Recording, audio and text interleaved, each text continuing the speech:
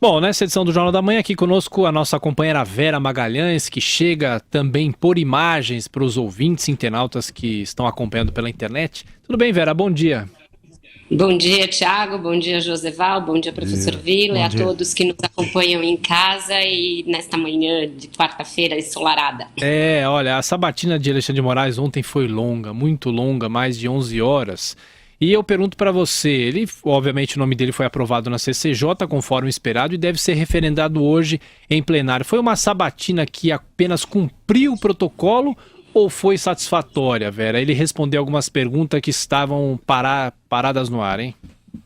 Pois é, Thiago, eu achei surpreendente um aspecto dessa sabatina. O sabatinado se saiu bem melhor que os sabatinadores. As perguntas foram repetitivas, algumas delas bastante pueris, principalmente aquelas que vieram da oposição petista e do PCdoB ali, aquela coisa de se ele deveria se julgar impedido nisso, naquilo, algo que é de foro íntimo do ministro e que é fácil dele sair, não coloca ele em saia justa nenhuma.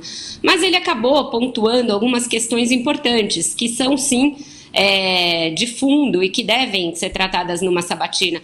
E até me surpreendeu por não se esquivar de algumas delas. Por exemplo, ele defendeu a prisão de um réu depois de condenado em segunda instância, algo que muitos senadores ali, que estão inclusive a favor da nomeação dele, são contra. Ele disse que vem defendendo isso desde a sua vida acadêmica, que não teria por que mudar agora. Então, isso foi uma decisão importante e isso vai ter peso na atuação dele no Supremo, porque essa questão pode voltar a ser discutida na Corte. Então, isso foi importante dele pontuar. Também ele defendeu o Instituto das Delações Premiadas, algo para que vários senadores ali torcem o nariz. Ele disse que defende isso desde o Ministério Público, bem antes de ter sido regulamentado, e que, portanto, não vai deixar de defender, que ele acha que elas têm sido bem instruídas pelo Ministério Público e pela Polícia Federal, e que têm sido comprovadas e referendadas pela Justiça, homologadas pela Justiça. Portanto, ele acha que é um instituto que está sendo bem usado, diferentemente de vários senadores governistas que estavam ali presentes também. E ele também não se furtou a fazer uma crítica ao próprio Supremo, criticou o ativismo judiciário, disse que o Supremo muitas vezes tem se imiscuído em questões que são do Legislativo e que têm de ser do Legislativo.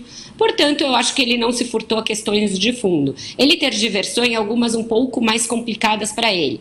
Aquela de plágio, de uma obra de um autor espanhol, ele disse que não foi processado e que a viúva foi induzida a erro ao dizer que ele plagiou a obra, que ele apenas citou um caso que era conhecido e que por isso não era plágio. Ficou meio no ar ali. E a outra foi dele ter mudado o entendimento dele sobre a indicação de ministros entre a tese de doutorado dele e hoje. Ele disse que aquilo era uma posição acadêmica, em tese, e que agora ele não se sente constrangido de ser indicado para o Supremo pelos critérios antigos.